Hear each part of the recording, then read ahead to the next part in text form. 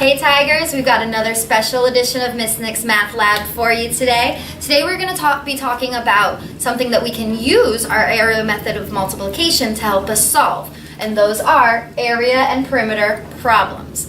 Now in third grade we learned what area and perimeter were. We know the area is the space inside a shape. We know the perimeter is the distance around the shape.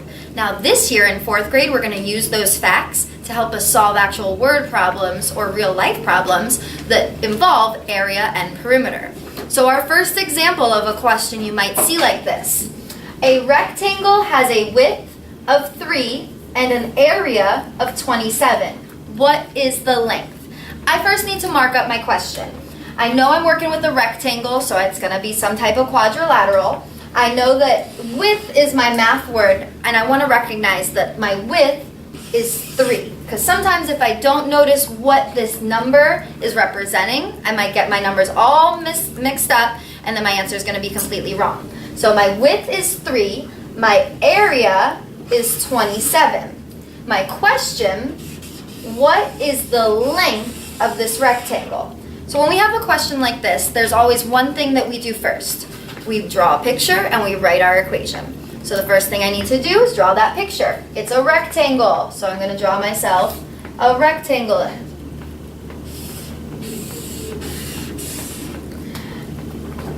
My width is 3, so I'm going to put a 3 at the top. My area is 27, so I'm labeling my picture with the information they've given me in the word problem. So the next piece of information they gave me was area is 27. So I'm going to put A equals 27 inside my box. Now, this is all the information I have so far. So I need to use my area equation to help me figure out this missing side length. So the second thing we always do is write down that equation. Our equation for area is area equals length times width.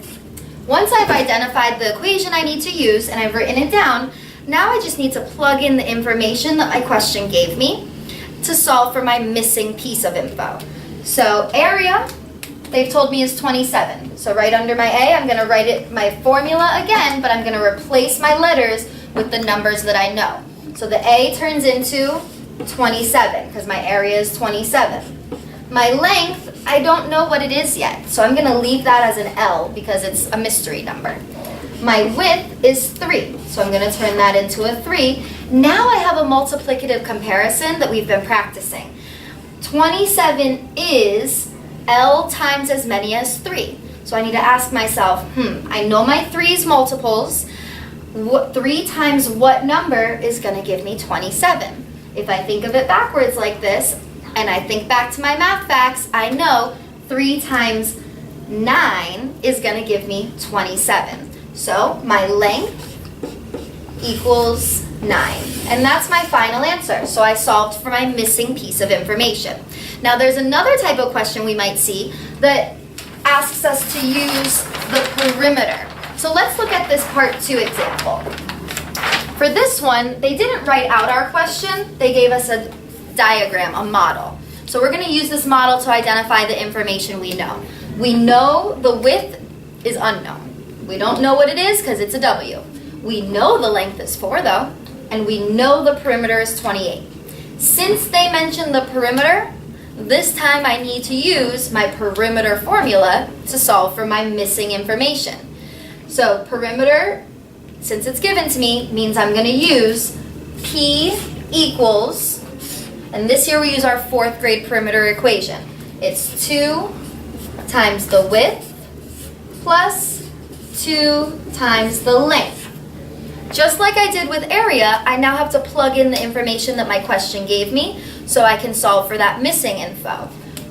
Well, they gave me my perimeter, it's 28, so I'm going to replace my letter P with the number 28 equals 2 times W.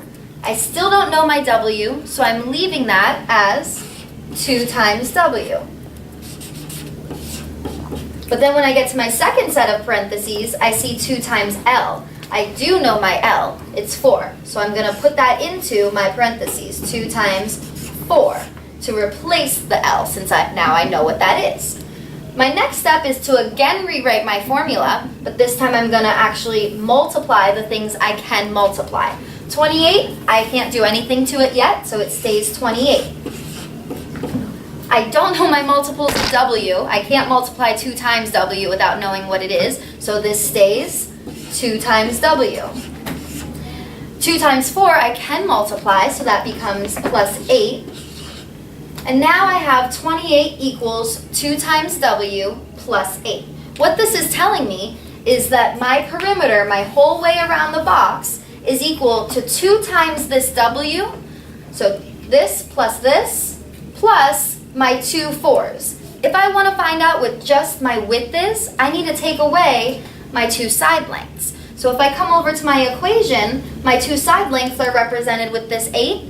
I need to take this out of my total perimeter. So what I'm left with is just my width. So I'm going to subtract now 8 from my total perimeter. Once I pick something up and move it, it's no longer in its original spot. So since I subtracted 8 over here, that's me moving my 8. It's no longer here. So I have to cross this out so I don't get confused. Always cross this out once you subtract. Then I'm going to bring down my answer for subtraction. So 28 minus 8 is 20 equals, and I bring this down because I still can't multiply 2 times W. 2 times W.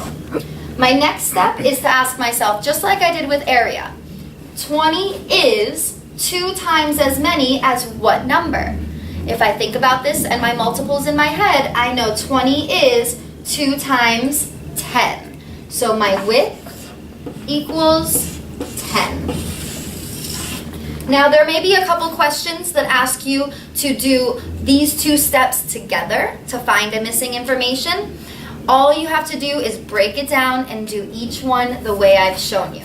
If you're still feeling confused, please rewind, watch it again, copy down the steps so you can review them at home, and then practice the questions we're going to be putting up next. So stay tuned, don't go anywhere, because my homeroom class is going to help give us a couple practice questions so that you can really fine-tune these skills at home. Thanks.